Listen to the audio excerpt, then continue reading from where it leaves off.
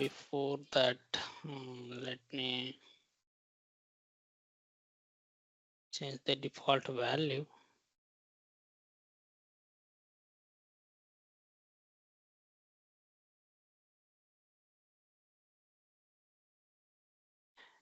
Yeah, it's about setting the build server startup time limit. So here also we have improved a bit on starting up the model compile build server. So in some cases it is required to increase this timeout. In the previous version we have set this hard coded this value to 7 seconds. So now the default value is 30 seconds, but you can configure to different value that works in our machine. So I'll just change this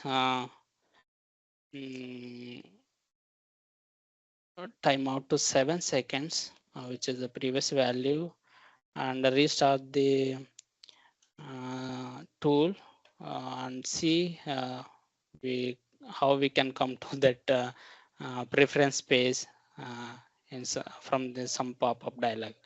That's why I'm just resetting that value to so lower value and restarting the tool.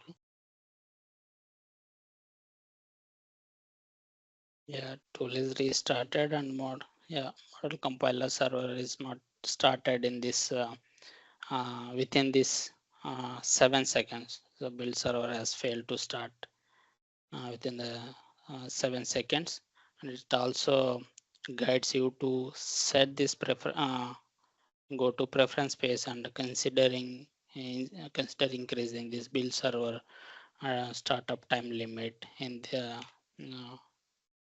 this hyperlink. So yeah, that's why I just restarted. So if I click on this preference page, so now it will give you the configurable preference for the build server startup time limit.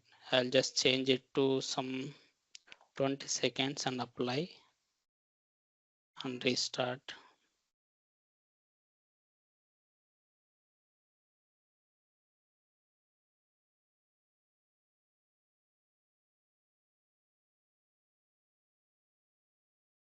I just restarted.